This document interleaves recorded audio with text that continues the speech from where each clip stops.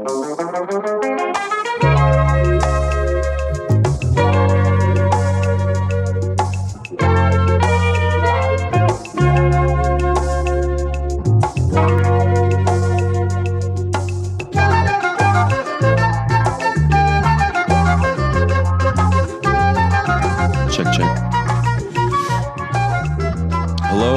another episode of the Tom Henry Show. We're rolling along. It is April now?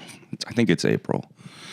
Quick update, actually. I was just thinking, if you follow the show and you follow the storylines, you know about my Vagrant problem on my deck.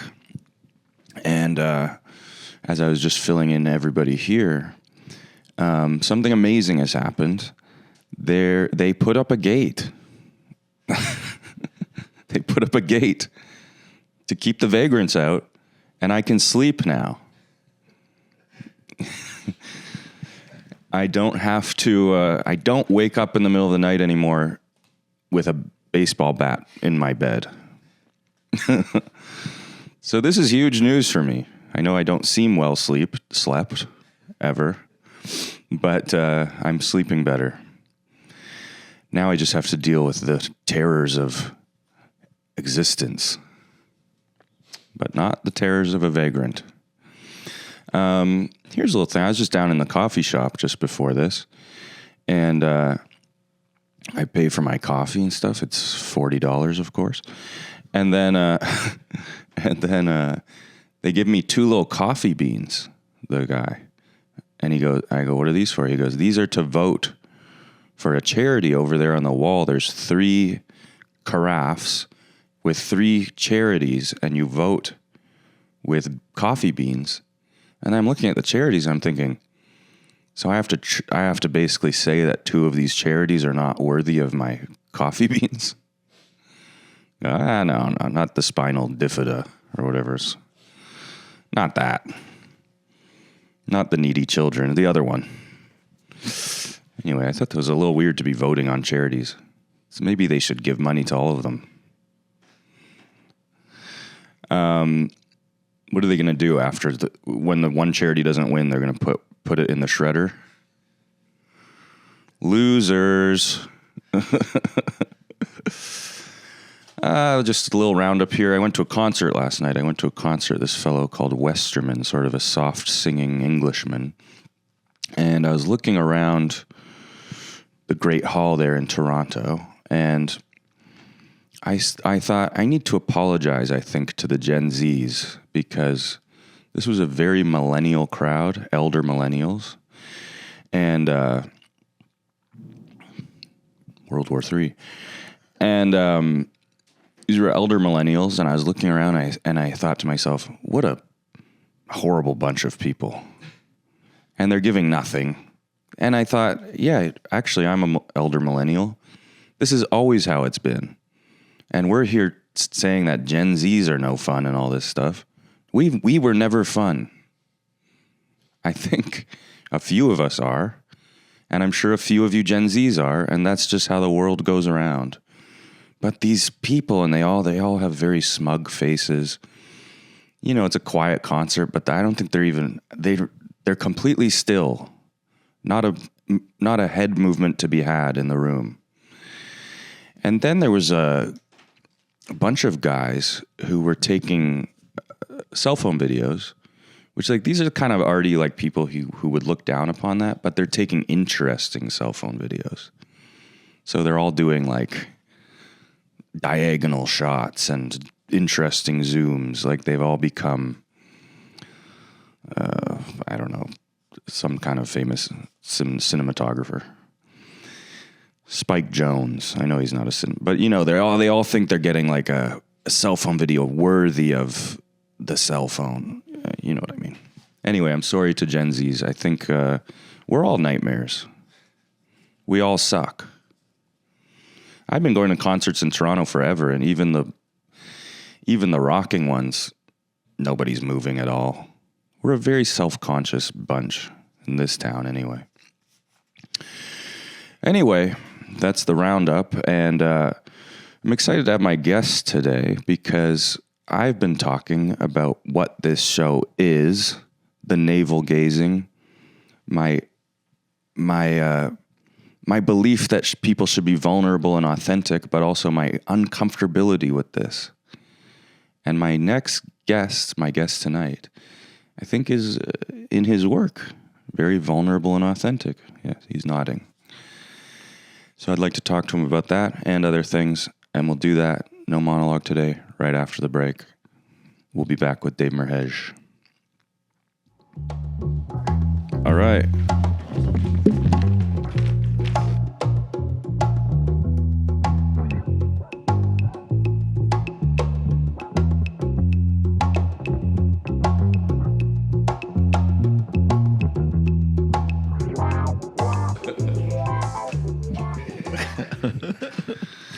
My guest tonight is a Canadian comedy legend and now an American comedy legend. Is that okay to say? It's Dave Merheje, everyone. I feel it's very, very kind.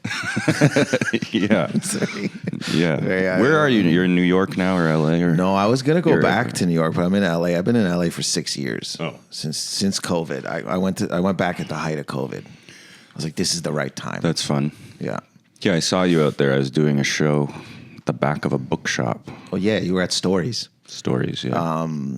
Good heroin. Good heroin. Yeah. Yeah. That's what the vagrants on my deck used to come up for. Just find a stash. By the way, I've decided I can say the word vagrant because I had a vagrant problem. But Is that like offensive or it's something? Probably not a good word. Oh, I thought vagrant wasn't. This is the proper. The technical. Yeah, because I thought when you social workers go around, they're saying the word vagrant. Well, I thought because if it's crackhead, it's offensive. Well, crackhead or is junkie. So I thought vagrant was like those are both not good. Yeah, that's what I meant. That's why. Oh, I guess I don't know. Maybe I am using a nicer term than crackhead or junkie. Yeah, I have had some experiences with these people that were a little scary, but now they're locked out. They can't even They can't even look at my deck. Yeah, the gate is just shutting them down. They stole my patio umbrellas 2 different times. Really? Yeah. I wonder what. Yeah, I mean, I don't want to go into that rabbit hole in my mind. I wonder what they were doing. Well, I mean, maybe. I think I've seen when you go by the encampments, you see patio umbrellas. Oh, I thought it was like to sell. Well, there's a price for everything. That's what I mean. Anyway, you heard my little intro, and I did want to talk to you because I do feel like you are maybe the master of sort of spilling your guts on stage. Was that fair? I spill my guts a lot, which maybe sometimes isn't, I don't know, like I do spill. Yeah, I'll see you doing stand-up about something very vulnerable, like, sexual issues. Yeah, it's kind of embarrassing. I feel like I don't know. I guess it's like I need to get it out. Well, that's what you've turned into your work, right? Yeah. And that's like the type of comedy you do, and I think that's why people connect with it so well. But what I've been struggling with on this show is sort of doing that. Okay. Because, in my stage work, I just do stupid little jokes. You call them stupid. Okay. That's what my bio says. When you go to see me in a club, that's how they advertise it. I think that's the best bio. I would be so inclined to come watch you. Come look at this guy's stupid little jokes. No, but it's very writerly. I write 2 sentences and then I say them, and then hopefully I think people get to know you a bit through that, but in a more abstract way. Yeah. Like a David Lynch film. Yeah. Not that they're that weird. No, but I think that I think your persona comes through. Do you know what I mean? It's not like. Yeah, that's the hope. But now I'm doing this. Yeah. And I have to talk on end. And that's uncomfortable? That's uncomfortable. Because I can't just do the things I wrote. I have to just talk, and I have to basically just be myself when I talk in real life. Yeah, and that's scary. Well, I mean, for a lot of people, would you say, just to be vulnerable in general? Yeah, right. It's not easy. Right. But then, that is how I like to be when I just talk to friends and stuff in real life. I think authenticity is a great goal. Yeah. And when you meet people who aren't, they have a thing up the whole time. Yeah. They're really kind of awful to talk to, right? Yeah, and you don't want to really. I mean, I guess I would prefer somebody not do that because it's like more engaging. So I try not to judge the person. But yeah, you're like, why are you closed off? I'm always like, after even a couple times you see them or even start hanging out with them, that distance is just kind of like, it's not fun. It's not fun. Yeah. Yeah, I had a friend who would always he wanted, he was in show business. Yeah.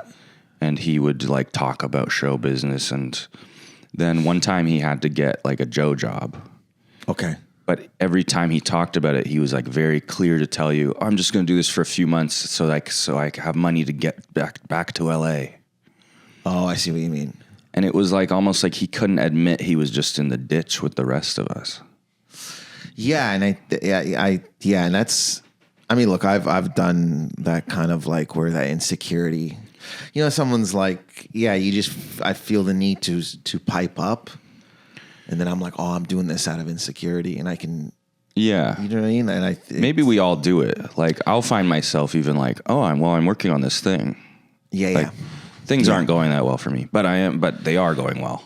Yeah, I'll do that if in a comparison way, if somebody brings somebody else up. That's where I find a lot of my insecurity comes from, is that if someone's talking about somebody else, I'll be like, well, I did this too. And I don't like that. Yeah. Because it's I would rather just I exist in that space without saying anything. I've noticed it with friends. A friend will be like, things aren't going that well. And you'll go, I'm sorry, things aren't going well. And they'll go, well, it's not that bad.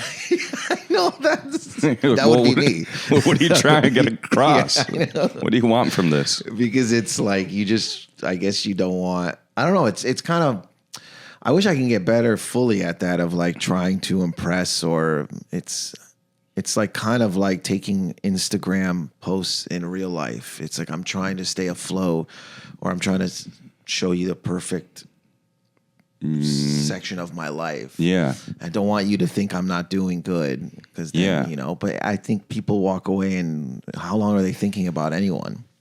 Not long. Yeah. Yeah. So then you're you went through all this. I mean, I just wish I can get better at it, but I know when that insecurity pops up, and I just can't help it. Yeah. But you do notice, like we're saying, it's better when people are just vulnerable and honest. But now doing this show, now this is the 43rd episode or something like that. So I've just talked now longer than I've ever talked. I've now done 43 hours of talking. I've done 2 hours of stand-up. Yeah. Because my jokes are all 10 seconds apiece. So now I've exponentially done more yapping than what I actually do. But do you like it? No. Oh, yeah, it's kind of. That's why I have you here to tell me because also I find, do you ever find this? The more sort of open and honest you are, you do get some comments from people ugh. Yeah, you get and also you get people fear your mental health. That's right. Somebody the other day actually told me that I kind of have a mental health podcast, and I went, no. Yeah, no. Yeah, they think you're in danger zone. I've had where I've posted something and multiple people have messaged me and they're like, are you all right? Hey, just to let you know, I'm here to listen, or if you want to chat, which I think is endearing. But I'm great. I'm going back to LA tomorrow. I live in West Hollywood. Yeah, I'm doing fine. I go to parties on the weekend and rub elbows with people. But no, that happens when I think a lot of, like you said, a lot of people are closed off, or they're not letting you into, I think, depression, or maybe if you're going through something, it's so linked to depression. Well, whatever happened to the word melancholy? Well, that's what I mean. Maybe they blunt that in oh, this guy is super gloomy. He's sad. He's depressed. It just keeps getting leveled up where you're like, what if I'm just melancholy? Can we all kind of accept that the world's a bit sad and that we're a bit sad without having to be mentally ill? Well, or justify it. Like, it's like, why can't I just be sad because the world is sad? Gas prices are high. I'm paying. That's the saddest thing about the world right now. I'm paying $3 million for a coffee and a croissant, like you said. But I got to vote on a charity. Yes. Why can't I be sad about that? Why does it have to be like? I don't know. I don't think I'm trying to get in the mind state of like, I don't think I have to be happy all the time. Yeah. To like enjoy myself, if that makes any sense. But then maybe there is a fine line because there are the doom and gloomers out there too. And they are a drag to be around. If you stay in it too long. Yeah. Right? Or, And you say, get off your phone. And the phone's the weirdest thing. I mean, this is hack at this point to talk about. But you're looking at your stories. It's like somebody bragging about something. Yeah. Dead children. Bragging. Dead children. Yeah. What are we doing? Well, I mean, that could be like my posts. My posts are like, hey, sharing something that's like extremely sad. Then I'm like, hey, I'm going to be in Halifax. Make sure to buy tickets are selling fast. Also, but people are watching that going, oh, are you even connected to any of those posts? So I don't know. It is, it's kind of, it becomes lethargic. I think like, like last month, I was doing Ramadan. During the hours of fasting, I try to stay off my social media as much as I could. So maybe I'd go on there for like 20%, maybe just the hours of fasting. Mm-hmm. And I found when I went back in after I broke my fast, I go, oh man, it was just a lot. Like you could just feel like, like, wow, like my brain is getting fried here. Recently, I lost my phone one night. And I had to crash at a friend's place because I also lost my keys. I told the viewers all about it. But they know everything about me. Yeah, they know. But I was lying in bed without my phone, and I found myself getting really sad that I didn't have it. Oh. Like that I didn't have all my things. Because your whole life is in your phone. Yeah, now. Like I didn't have my little podcast that I used to go to sleep, and I couldn't check a text with a friend, and I got all sad, but then I just went to sleep and I had a peaceful sleep. Probably one of the better sleeps that you could have. It really was. Because I have a hard time. Yeah, it's like the phone is like right by my ear. Yeah. I'm just always checking and find myself like 2 hours later. I'm like, it's like 4 a.m. Yeah. And I did nothing. Yeah.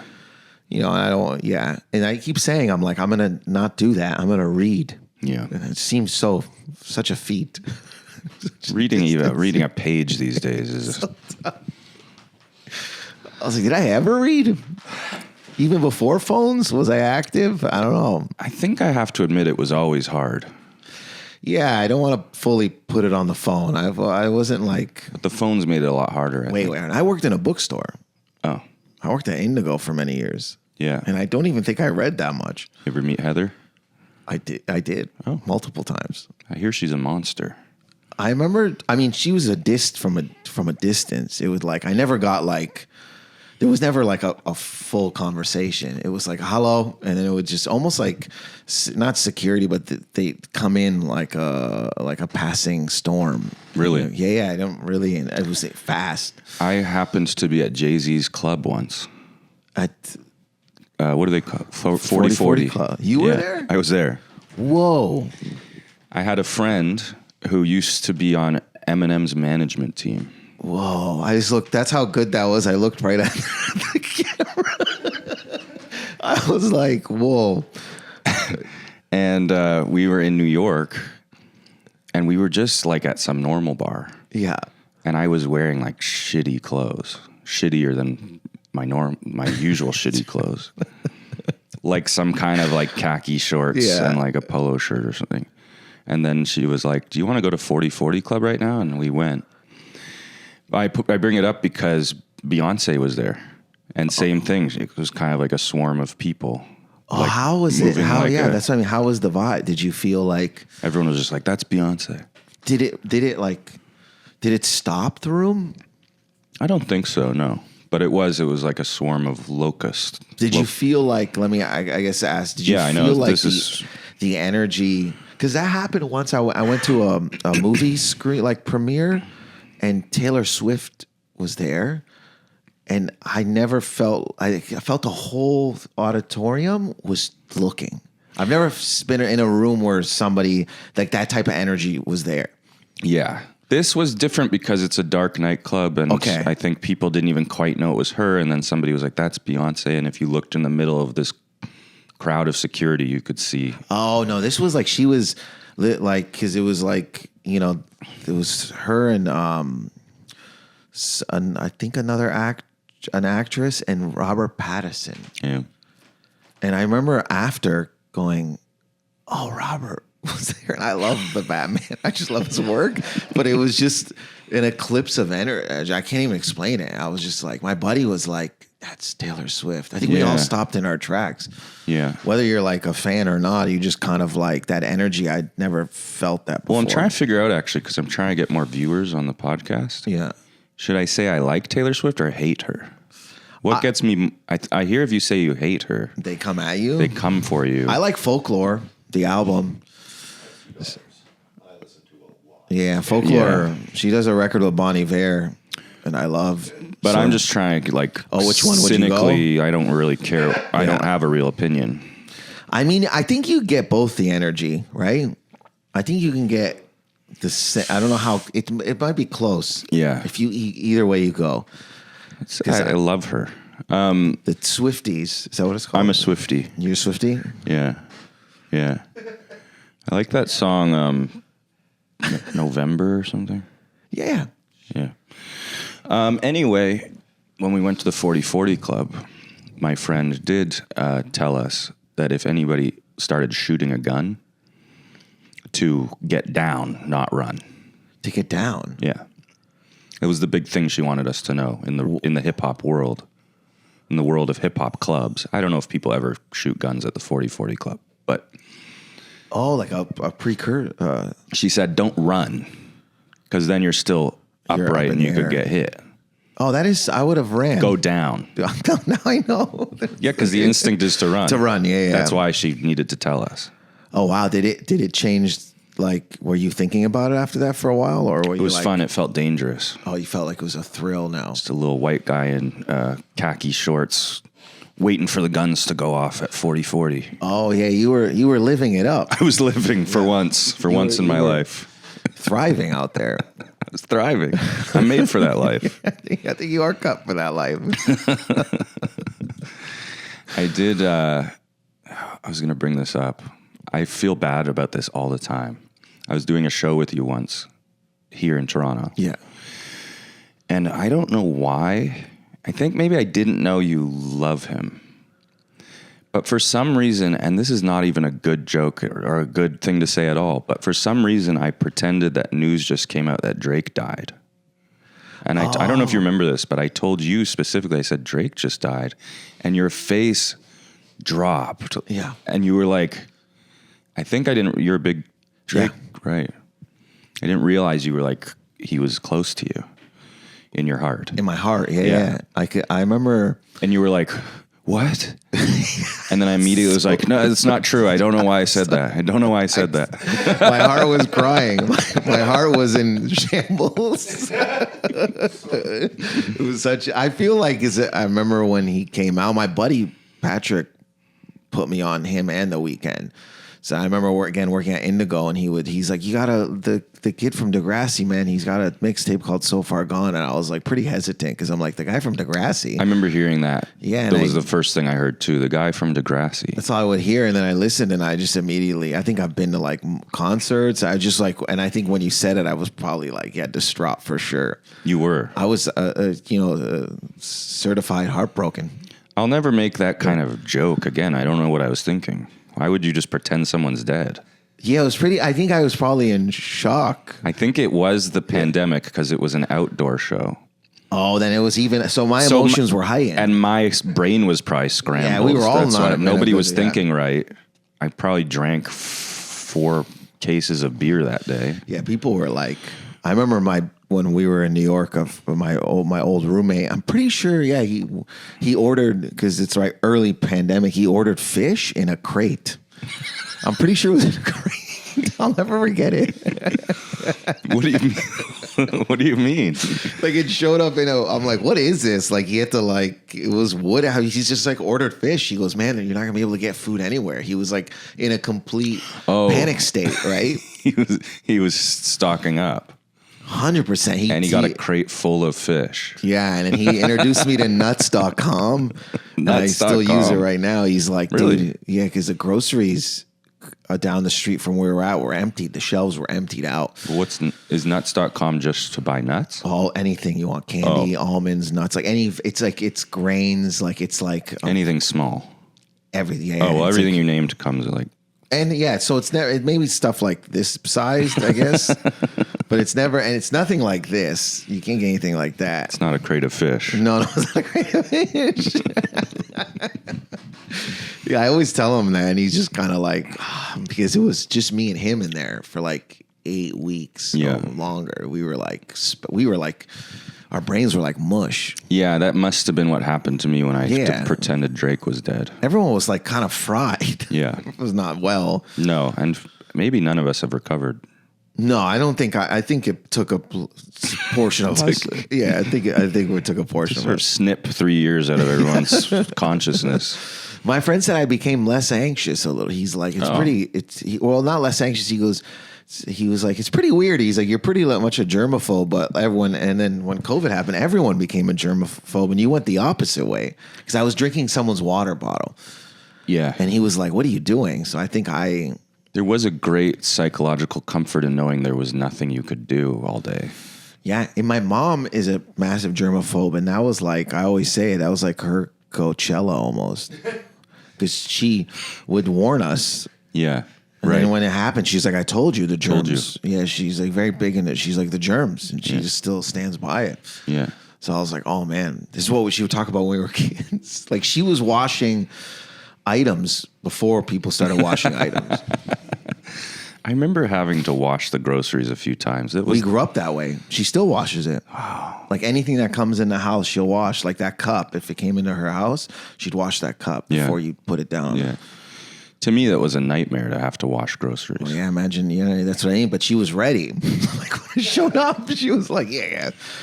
Your mom is Lebanese? Yeah, we're both a whole Lebanese family. She would use, when you go open a door in public, she would use napkins and Kleenex already. I have noticed the Middle Eastern, older Middle Eastern women, mothers that I've met. Yes. They're very on top of everything. Oh, yeah. Very cleaning and just constant sort of diligence. There's a mix of that, and then a mix of her own germaphobe, hypochondria, which any race could have. And that's where I get it all from. Yeah.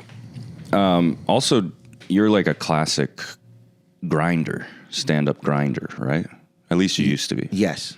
So maybe the pandemic was calming in that way. For the first time, you didn't have to worry about what show you were going to go do, or. I think it kind of for me, I always had to be around people a lot, and I think I had to exist in that space, go out all the time, and I think COVID helped me just take more time for myself and be all right with staying home alone. And in our business, there's always something in the back of your mind, where do you stand? Yeah. And that was gone all of a sudden. That was stripped away. Yeah. It was the time I was like, how am I going to, I always loved grinding, and I still do, but it's where am I putting my time? Do you know what I mean? Is this going to get me, is it going to get me something? Am I producing by doing this? I always thought that about stand-up grinding. It's all depends on who you are and what you need out of it. Yeah. So if you need to work out, because do you work, you sort of work stuff out on stage, right? Yeah. Yeah. So then it would be very valuable. Yes. But if you're going to an open mic where it's all comics, let's say, and you're not getting anything out of it, I think back in the day I'd force myself to go through that. But what's the purpose if I'm, if it's not doing anything good for me? That's what I figured out early, is that if I went to an open mic every night, first of all, I wouldn't enjoy doing stand-up anymore. Yeah. And second of all, these jokes that I sort of worked hard on at my desk. Yeah. Now are being devalued by these people who don't care that you're there. And for what sake? For what sake? That's what I would like. So it would kind of ruin my confidence in the joke. Yeah. But if I went and did a regular show, the joke might get a good response.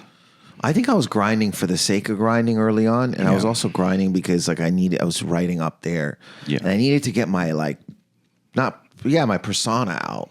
I needed to figure a way to get me out there, and I think like doing a bunch of shows was the way for me to do it. Not that like I don't want to do a bunch of shows now, but I think I understand like again where my time should go. Yeah.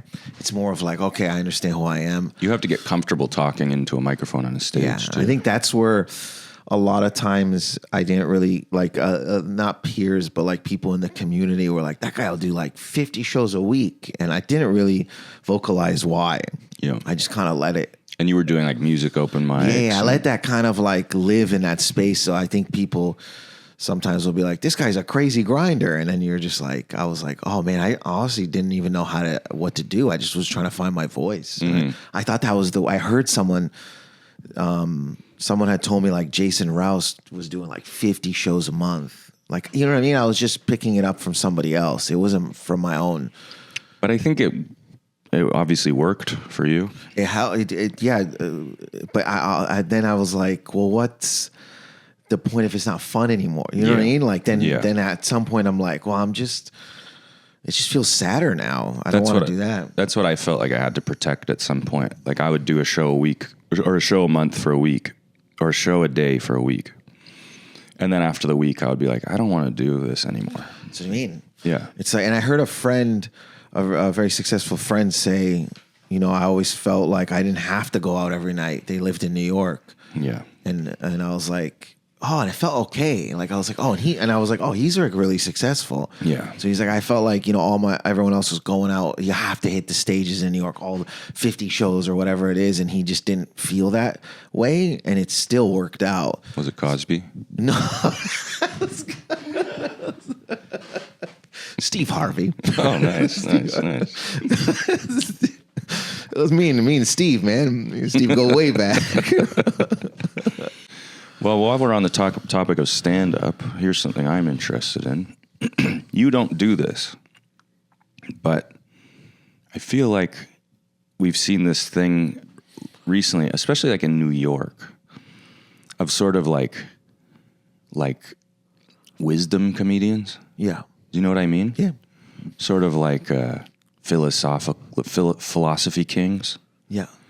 Who sort of go up and they're like, And I think like Chappelle was kind of everyone's king. Yeah.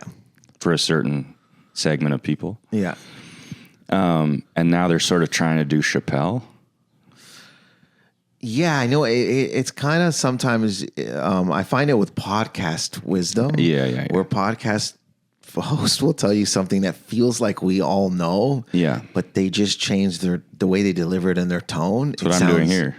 But no, like not even that. Like it sounds bigger than like, you know, it's like something, it's like a self-help thing. You're like, oh, I already knew that. But that's what I kind of feel about these stand-ups too. Like, not to name names. Who's the guy, Josh Johnson? Yeah. And people love him. But when I see him, he's just sort of sitting on a stool and he's just sort of like, yeah, he's kind of just saying stuff that I think is just sort of obvious. But maybe we need people to say obvious things because maybe it's not obvious to everyone. No, I mean, yeah, because like the audience sometimes, I guess you don't know because they're not. I don't know how in it. Like we're in it, I guess. So we're always thinking. Do you know what I mean? You're always thinking about this stuff, and like they're just going about. They're not that they're numb to it, but they have their jobs, and maybe they're not even thinking about it. Right. So and then they're like, I want to see Josh Johnson talk about this. Yeah, I think about like people I know back home. And I'm like, they're not inundated with that stuff, right? Yeah. They're just like you know, like cousins and stuff. They're like focused with their 9 to 5, and it's like consumes so much of their week. Yeah, you know, they'll be like, dude, I can only see you on Saturday. So I'm like, maybe are they even thinking about any of that stuff? So maybe that is part of my critique.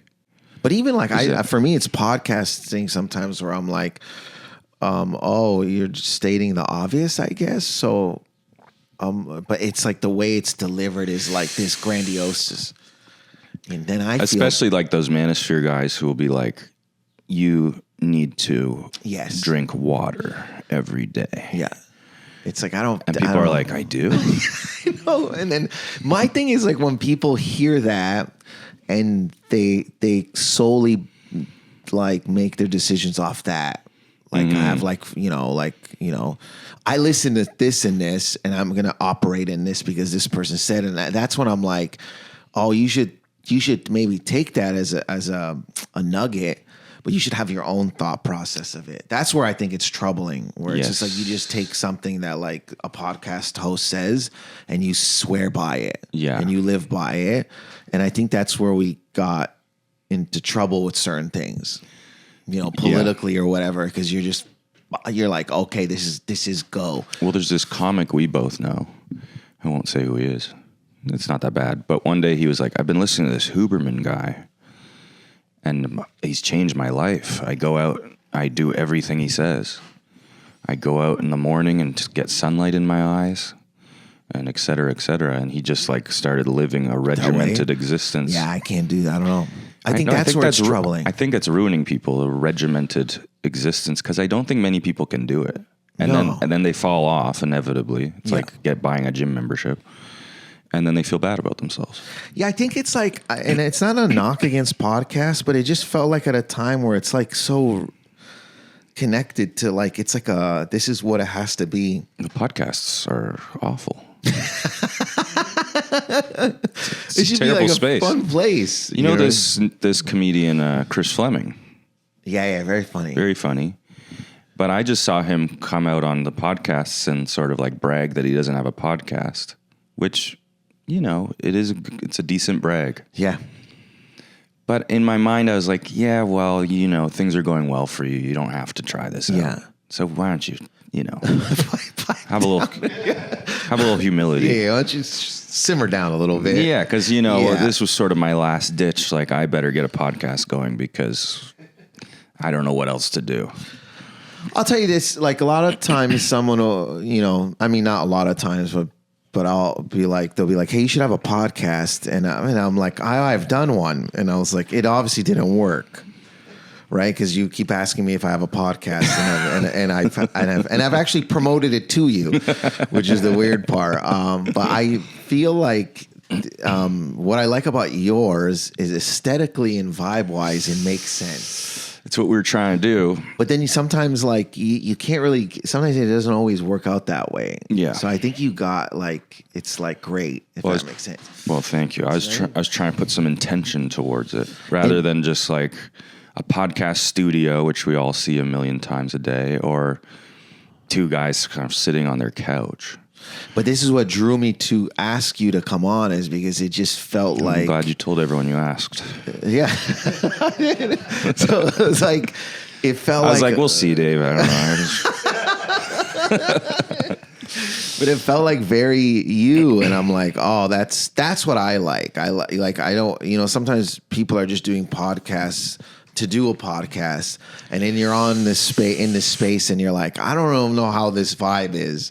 This feels very like this is true to you, and I think it's just more enjoyable for everybody when it's like that. Yeah, it's just trying to get people to know about it. Yeah, I mean that's just like, that could even stand up, like getting people, it's weird because again, like I have people that are like friends, they follow me, and then I'm like, they're like, what are you doing here? And I'm like, oh, I'm doing this, and they're like, oh, there's too much stuff on there. That's what I mean. It's like, I'm like, bro, how do you not? We're like close friends. We're not. It's not like I don't know you. Yeah. You can't even keep up with. Do you know what I mean? So I was like, this can't be good if somebody who's like followed me for 10 years and we're friends. Or sometimes with the podcast, people will be like, I love those clips you post where you're like talking to people. I'd be like, oh, that's my podcast. And they're like, you have a podcast? But do you think then that's a testament to everyone's like not? There's just so much stuff out there. Like it's just like, yeah. I recently, Bill Burr liked one of my stand-up clips, and I got a little jolt of excitement from that. Yeah, but then obviously nothing comes of it. Yeah, it's such a minor thing, and then you picture them just going, they're doing that, just flipping through it and going, ha ha. Well, they say now that people don't even really follow because it's like he didn't. That's what I mean. Like, but in general, people are just going like, yes. It's like, when do you take the time to actually follow somebody? And then every time like somebody famous likes my thing, I follow them in the thought that they'll go, oh, it's that guy. I just liked his thing. I'll follow him back. And then they never ever I've do. done that too. Never do. Oh man, I got duped. They either don't notice or they go, oh, he wasn't even following me already. Fuck. Yeah. This comedian who didn't follow Bill Burr. Yeah. Fuck him. Just screaming at his wife about it. She's like, just go to bed, Bill. just yelling. About, can you fucking believe this guy didn't even follow me? Doesn't even want to follow me. I'm fucking Bill Burr. I'm going to take the like off the video. It's what the fucking wrong with these young comics. Don't want to say anything. She's like, just take some melatonin and pass out. Now back to dumping on Josh Johnson. I'm sure he's a very nice man, but I think I've met him a few times. He seemed very nice. But to me, comedians were meant to be clowns.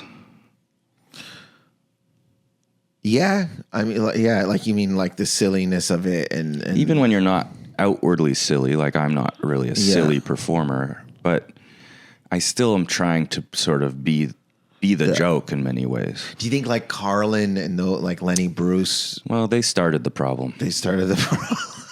Yeah. They did. Carlin, yeah, because I was more of a Pryor person. Yeah. I like leaned way more but, to Pryor. Okay, so I've watched some Pryor. He still is kind of a clown, right?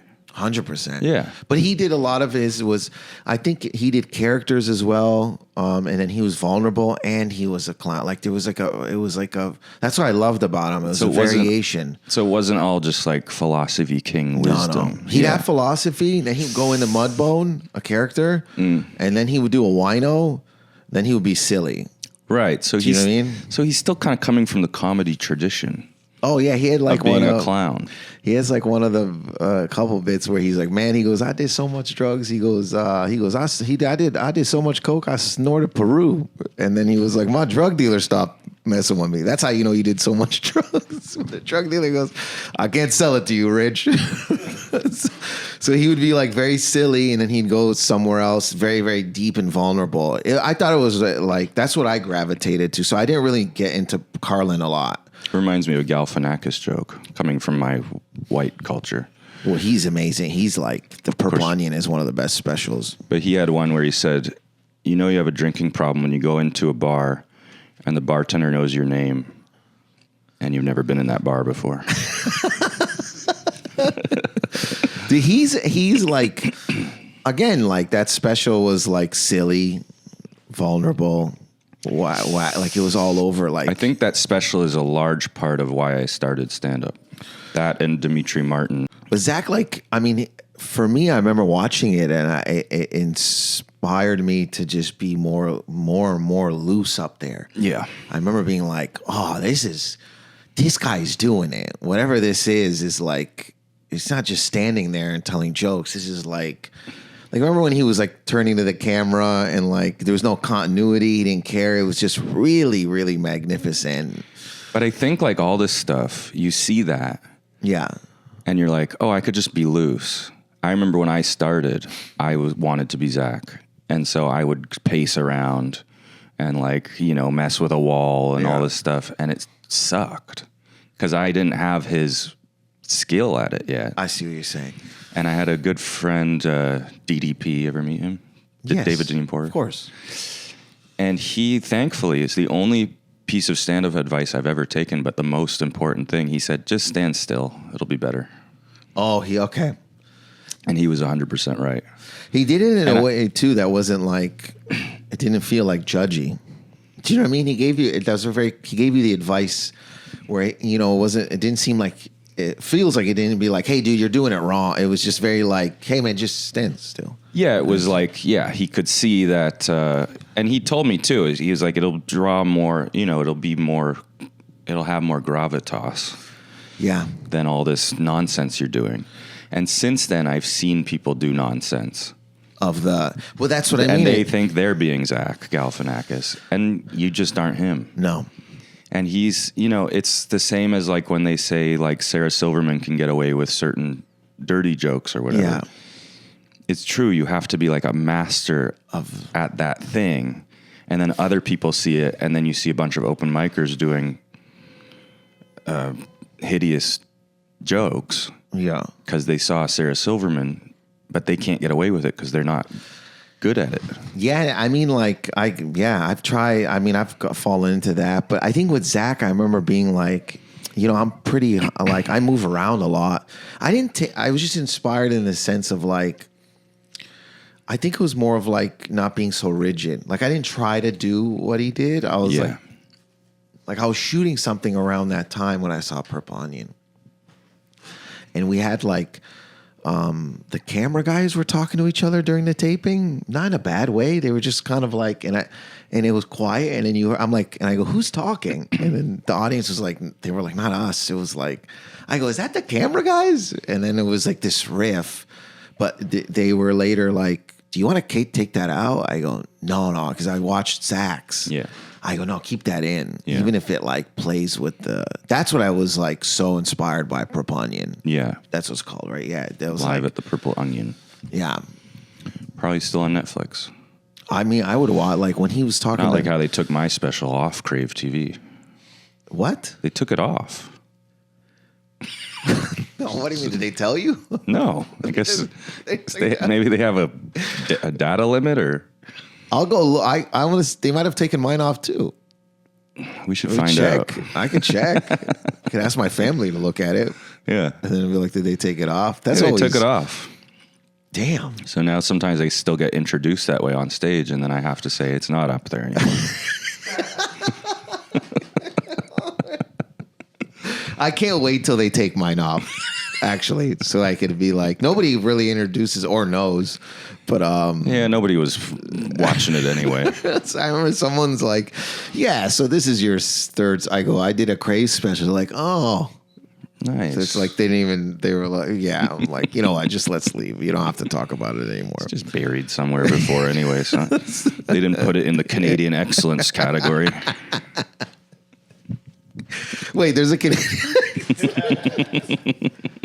Are you serious? There's a Canadian excellence category? Probably. Okay. You're probably in it. No. I'm gonna ask my family after the podcast if they exited me out of there. So if you're still on there and I'm not, that would be. What year did I did mine? You did yours before me, I think. 2021. Oh. No. Remember it was like it was a COVID one. Oh, you did one of the COVID ones. Yeah. Chris Locke did the COVID one. Yeah. Chris Robinson, Sophie Butto. I did mine the year before COVID. Yes. Yeah. In real times. You did it in real, like you had like audience members that weren't spaced a real audience. We didn't know if we had paid extra members. Did you have the mannequins? No, I did one that did have the mannequins. Me too. The John Doerr show? Yes. Here? Yeah. Yeah. People were so pissed, and I remember being like, I mean, if you don't talk about it, no one's going to know. I found it really kind of novel. It didn't, like, but the thing about it is I had friends that did it too. Like, we had our friends that did it, but they were just like snapping, and I'm like, bro, no one's going to know. You just know there's people there, but just ignore the mannequins. I found the whole experience really fun because it was this stand-up show that they filmed at a theater during the pandemic. And you got paid. Which nobody was getting paid. At all, bro. Other than the government money. And then you had to keep going to get these COVID tests up on St. Clair or something. Well, I had flown in from LA and I had to 2-week quarantine, but before I left LA, I went to see the doctor the dentist, but he put too much of what's the thing? Like Novocaine. Novocaine that when I got to Toronto and I was locked down for 2 weeks, my mouth kind of shut. It wasn't working? I couldn't fully open it. And I couldn't go see anyone because I was quarantining. From old Novocaine? He gave me too much Novocaine. And it lasted? Lasted. Wow. And I was stuck in Airbnb. I couldn't leave or do anything. And I would have to brush. Like, I'd have to, like, force my mouth open and brush. And I'd call him. And he's like, "Sorry, man, I must have gave you too much." And I go, I'm screwed over here. I have a taping for Crave TV.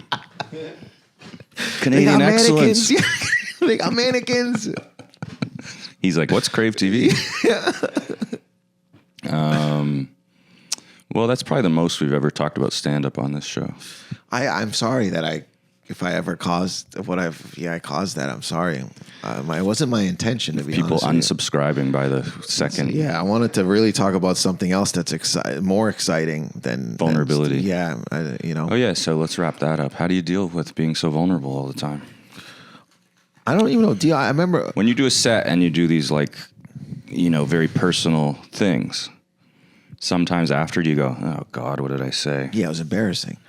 Super embarrassing. Or I'm like, did I just piss my family off by releasing this information? But when I first early on in comedy, I was still trying to figure it out. So what I would do is I would pick a night and I'd do something different. So I'd pick a Monday, go to an open mic and just rant. Mm-hmm. Then I do crowd work.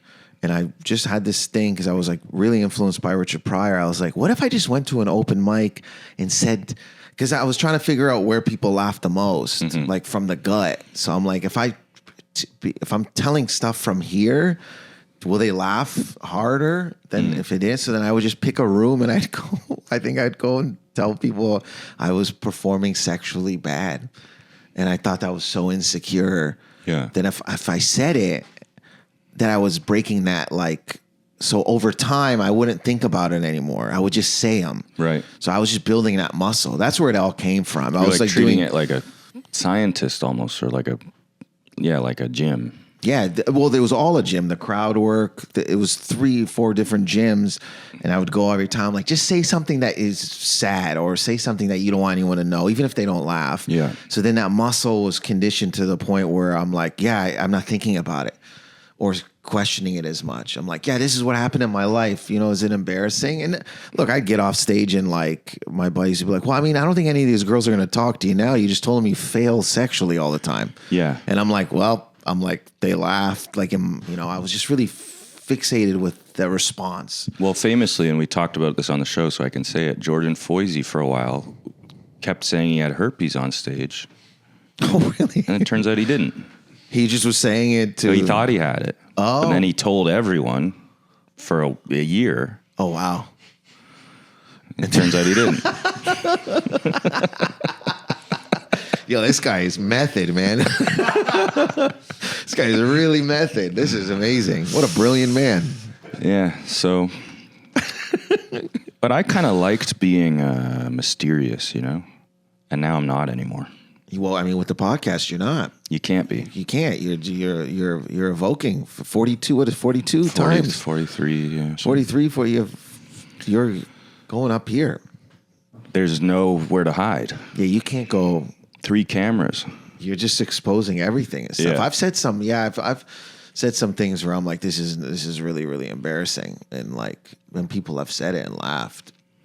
And but I don't know if it feels good. It does speak to something it is weird when people are just worried about little things, even big things. Yeah. Because Dan Byrne was on the show recently, and he was really embarrassed that he drinks too much Diet Coke. That's something he's embarrassed about? Yeah. That feels pretty dope. And he had just done full frontal nudity in a movie. Really? Yeah, that's why Diet Coke. Does he think it's just bad? He thinks it's a bad habit. That's not even that much of it's diet. Yeah, but... Oh, it hurts your brain. Brain... Well, I stopped. Hurt your brain. I say I like going to the movies by myself. I love that, but nobody would find that weird. No, they don't. I guess, I was getting coffee from a laundromat. People thought that was weird. They thought that was odd. Did they serve coffee or? They had a machine, but the odd part about this machine, it was right by the door. So the thing is, I wasn't doing laundry and getting coffee. I would just park the car, get in there, and when you hit the button, it makes that loud zzz. So everybody doing laundry turns and sees a man by the machine, and then I just exit. Yeah. So they're like, did he come in here And this is in Silver Lake in Los Angeles, so there's coffee shops everywhere. I chose to go to the... Yeah, I didn't realize you were like driving your car the car, getting out, parking the car in front of the door where the machine is, getting back in my car. People thought this guy was... They were like, he's a psychopath. It is a little psycho. I will say I go to a laundromat, and it's always very unsettling when someone comes in and doesn't do laundry. No, it's weird. It's the only reason to be there. Exactly. I was at that same laundromat... it was around COVID time, so getting quarters was tough. So I was like, and I have a coin machine in the building where I live. I'm like, I need quarters. So I do dry cleaning there. Sometimes I'll just go get quarters. Yeah. And then I go do it, and the guy comes out. He goes, hey, what are you doing? I go, I'm getting quarters. He goes, you doing laundry here? And I go, no, why? He goes, you can't do this. Yeah. Don't come back here and get quarters. Yeah. So one time, I saw when they were on break. It's like, I'll just come around when this guy's on break. So I come in. You're just you're just sitting outside in your car. Scouting location. You're on a stakeout. Dude, and the machine is spitting out quarters, and I'm in La La Land. I go, yeah, I beat the system. I didn't realize this guy was in the bathroom. He comes out, and he was like, hey, what did I tell you, man? And I'm just putting quarters in a bag and running. I get your coffee first. So I thought, yeah. You tell people that, they're like, man, that's like, is everything all right? Yeah, but I think quirky behavior is celebrated these days. So it's a win then. It's a win. Yeah. Okay. Well, I do also like. It's like the real embarrassing stuff. Oh, is like me making out and then and then going. I don't. Oh, going. Gotcha. Yeah. Do you know what I mean? That's embarrassing at my age. That's actually embarrassing. I'm in my 40s. That's like really, and I think it's a medical. There's got to be a medical issue. You might want to get that checked out. But I do believe it is. Go to your laundromat to get it checked out. It's the guy operating the coins. I have a real sticky problem, my friend. But I think people really appreciate that kind of vulnerability. You won't see me admitting to anything like that. You can't admit to that. It's like, and people, like, sometimes girls will be like, no, it's flattering. I go, but I think it's a medical issue here. It's happening all the time. Because then you're just not motivated to keep going. You're like, this is depressing. No, yeah, it's time to go I'm home. knocking myself out the game. Yeah. Yeah. You're out. That's a very vulnerable, embarrassing thing. It is. And have you said that? You talk about this on stage, I'm sure. Not as much as I thought I would. Because so it might be this like. is an exclusive. Yeah, it might be really. Because I think it's a medical problem. You keep saying that. I don't know, because it doesn't make sense at 45. If I had enough sexual experiences, I'd be able to contain that. But I can't. What's going on? There has to be some. Well, maybe a viewer can pipe in. Hopefully somebody can help me. Probably no one's still listening to this, but we're near the end. I think you're safe here. I think 100 people watch, and probably by now we're down to 8. Well, I hope the 8 can help me. All right. I did briefly want to talk to you about your serious acting. Oh, like if I'm serious about it, or no, you were in a movie that was serious acting. I was, yeah. It was very. I had to really. The movie's called. Sometimes I think about dying. I had a very, And I would say it's melancholy. And what's the movie called? Sometimes I think about dying. Yeah, but what's the movie called, Dave? Yeah, you're right, man. I don't even. Yeah, that's a little bit of sort of Abbott and Costello. You got me. I'm like, who's on first? No, so you do serious acting in it. Yeah, I've always wanted to do it. Yeah. But didn't you? I think you told me once it was what you wanted to do before stand-up. Well, I wanted to. I just didn't do any diligent effort to try to take classes or to really get into. I was just like, let me just do stand-up, find my voice. Yeah. Maybe somebody will see me. I think a lot of people have this with acting. They do stand-up, and then maybe they get an agent. That's what happened to me 3 years in or something. An acting agent, which has nothing to do with stand-up. Yeah. But then in my mind, I thought, well, of course I'm good at acting. I'll just be myself. And then you're horrible at it. Horrible at it. And you go, oh my God, it's really hard to It's so hard. It's really hard to just say lines like yourself. I was telling people. It's literally the whole challenge. It's what people have committed their lives to figuring out how to just say a line as though you're yourself. You'll hear sometimes like someone be like, "Oh, it's not hard." And I'm like, it's hard. It's really hard. It's like, because even just to be yourself is because you start to think, you're like, well, how am I coming across? You start to think about your face. You're like, oh, it's just, you're on alert. Which you don't do in real life. No. I mean, maybe you do sometimes, but it's different. For the most part, you're just kind of going. So then when the camera's on, they're like, go. So everything is like heightened. My facial expressions, how am I moving? What's my hand doing? What's my hand doing? That's a big one. Yeah.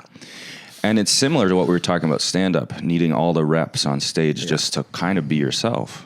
Yeah. Or at least a character of yourself, whatever it is. That's the challenge of that, too. That's why when you see a bad stand-up who's like stiff, they're too nervous to be themselves, right? It's the same with acting. Well, and especially there's cameras on you or, whatever. And it's like not as like, and then you're doing it numerous times. It's like you got to create that energy. It's like I don't know. I think it's tough. So I always stand by that it's tough. All right. Well, this takes us to the final questionnaire. Are you ready? Yeah. This isn't hard. You look worried. Are you okay? No, I'm fine. I'm not worried. What's wrong? I don't know. Because you said the last question. I was like, okay, let's go. Let's go. What do you normally eat for breakfast?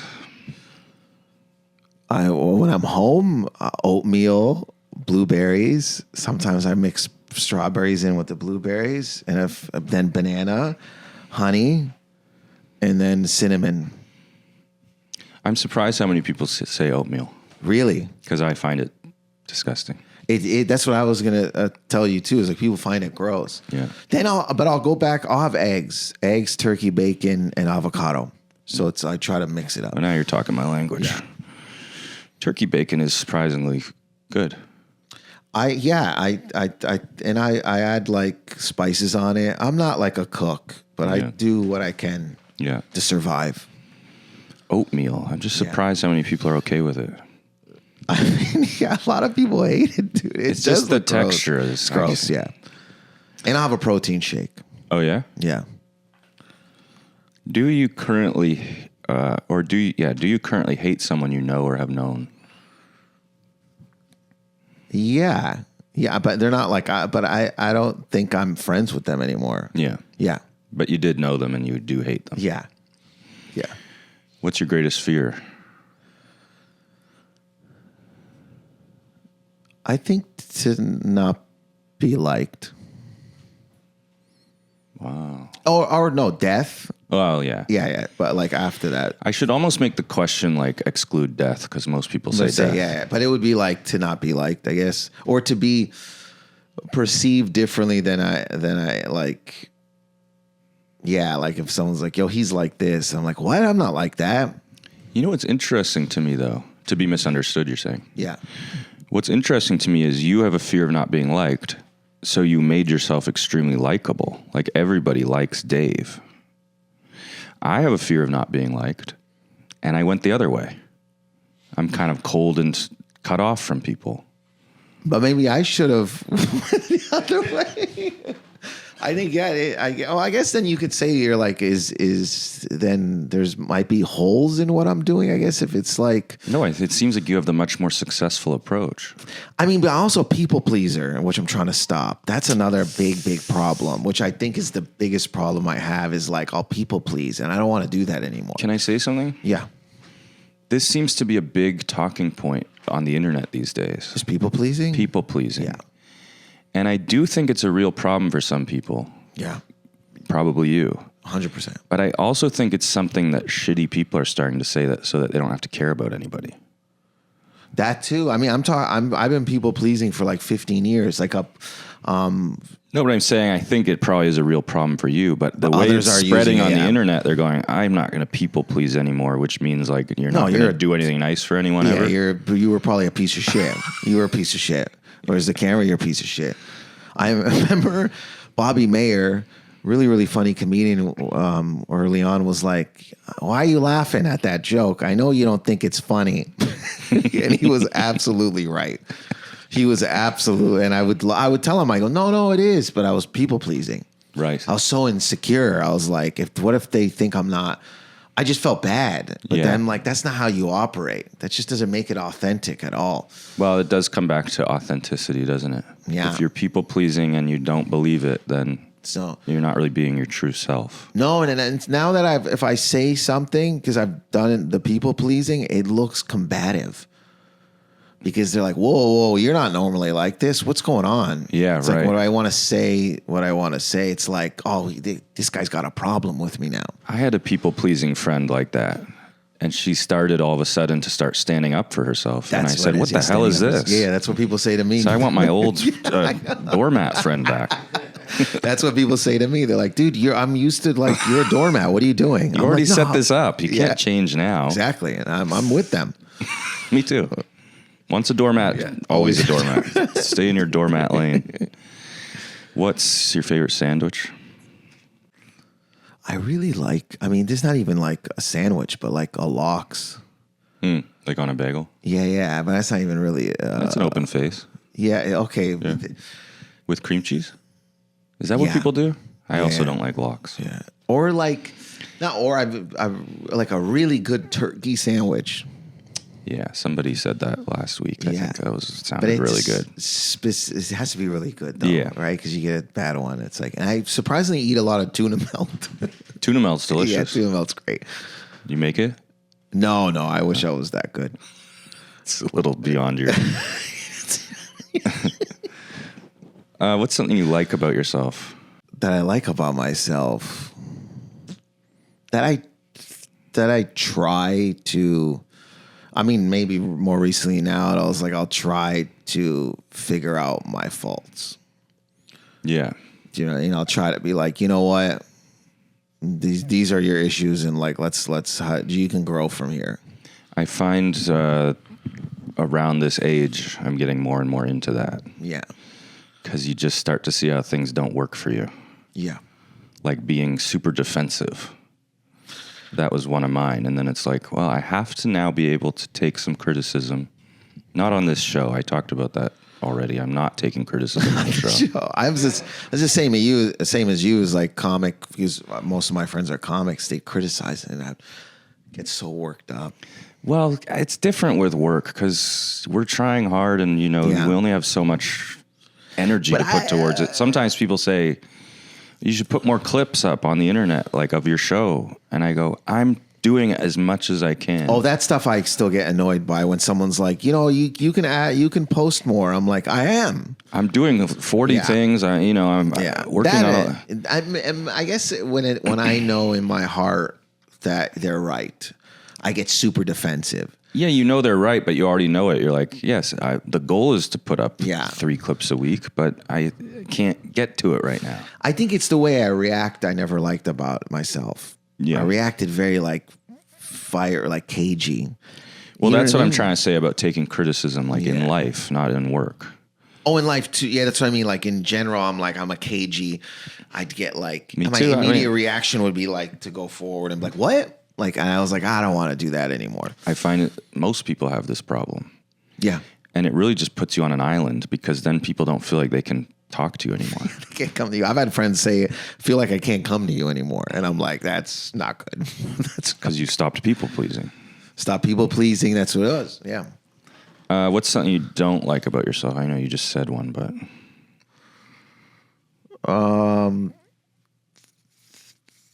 Daddy, I don't really like. I don't speak up sometimes. How I feel, especially in relationships, I don't like that about myself. I wish I was like I would be like, I don't like that. Yeah. As opposed to like not saying it and then building it up, internalize it. Then I put it on them, and that they don't deserve that. That was I should have been like, I didn't like that. It's true. You know that feeling you get sometimes when somebody's been bothering you for so long with something? And then you're ready to like explode, but then you think, wow, this is my fault for never saying it. Yes, which happens to me all the time. But then where do you go from there? Well, now I have to be like saying it from the beginning. I know. But if you've already known somebody for 15 years. Oh, though, yeah. I'm talking more of like people I don't have relationships with anymore. Like if it was like a girl. Yeah. Now, if you start knowing somebody, you have to, from day one, start saying stuff so that's never a problem. Exactly. But then you become a person who talks too much about real stuff. Could be that too. I've met those people too. I don't want to be around them. You need a balance. I don't know the balance. You need to be able to repress some stuff. I want to repress some stuff. I would say 15% of things I want to repress. 15% is a good goal. Yeah. How important are lemons? Very important. Because, you know, it's not just like for alcohol. You have to put them, I put them on my eggs, avocado, my chicken, beef. Like there's a list of things I could toss a lemon in. Just good to have in the fridge. Someone's like, is that a lemon? That's the correct answer. Okay. And unfortunately, lemons are very expensive now. Yeah. So I think I pay, $1 a lemon? It's pretty crazy. Yeah. I try to find a grocery store that's a little bit less, but it's hard. But same thing. I like to just have them around. Yeah. I'll put half a lemon in my water in the morning. So you need it. And finally, is there a point to any of this? And I don't mean the podcast. I mean life. I mean, yeah, but it's fun to say. No. Sometimes there's no point. It feels like, you know what I mean? I find the opposite. I find it's not fun to say that. That it's but is it because you believe it or? I do believe there's no point. Well, no, that's not true.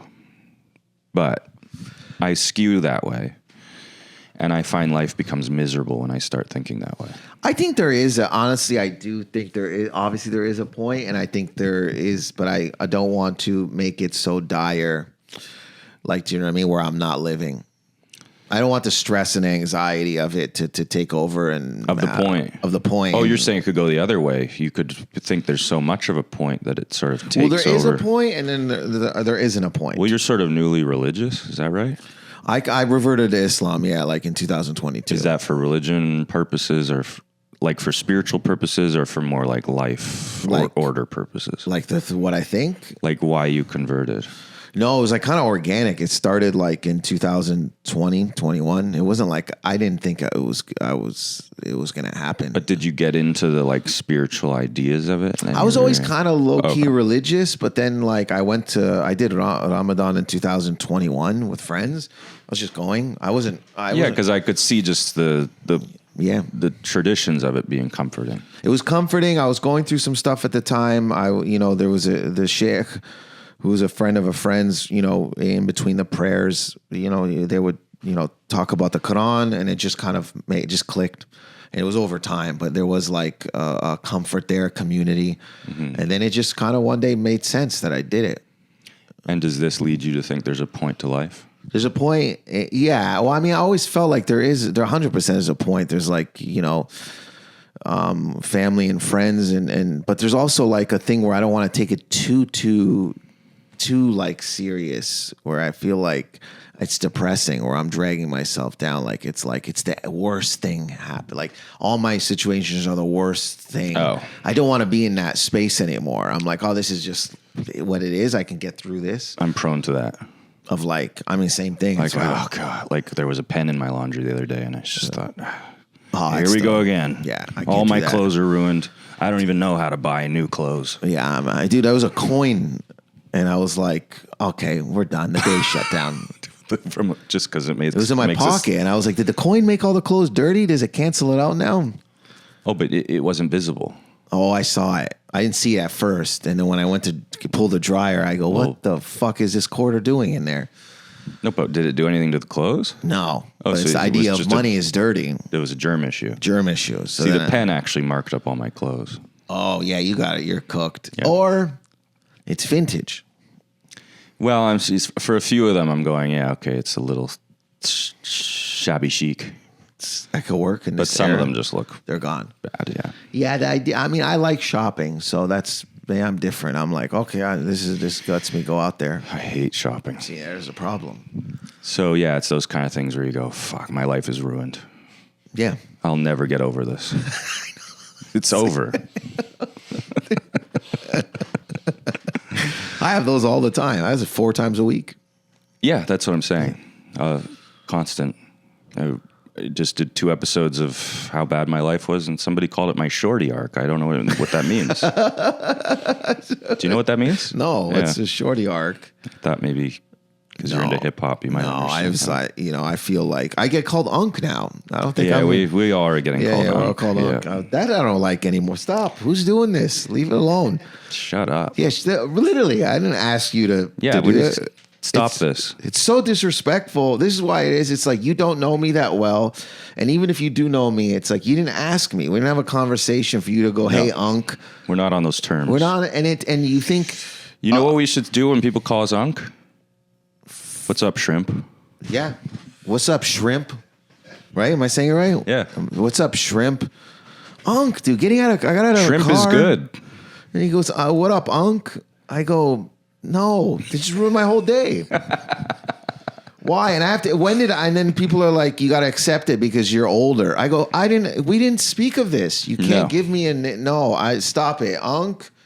I'm not doing this anymore. And I'm not. When guys say pause, do you know that term? I don't know pause. Yeah, I'm not doing that either. I'm not doing anything. What's pause? Pause is like when they feel like I'm like, yeah, I'm gonna go around the back and get that. They're like, pause, because they think it's like I'm hitting on them or something like that. Oh, or I don't know how the stop, don't do like that. I'm pause, pause. Yeah, I don't Is want this new generation? They think everything's a video game. Yeah, they're weird. It's weird. They're trying to pause live life. Don't pause. You can't pause life, kids, and stop calling us Unk.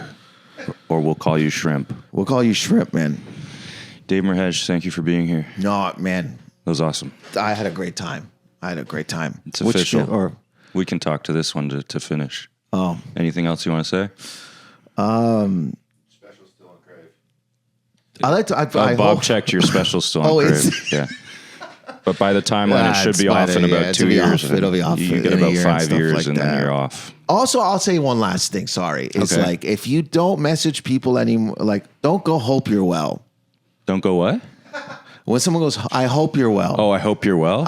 Stop it. You don't like that? No, because it means that they think you're not doing well. Why would you go, hope you're well?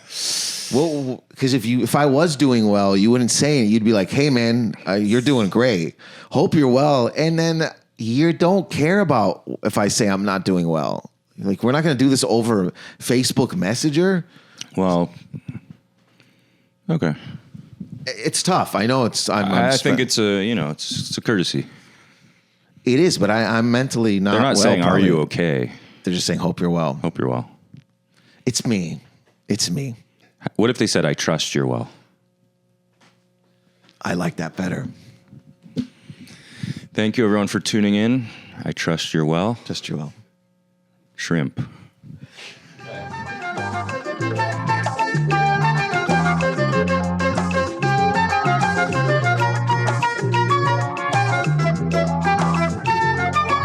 Down, down, down, down, down.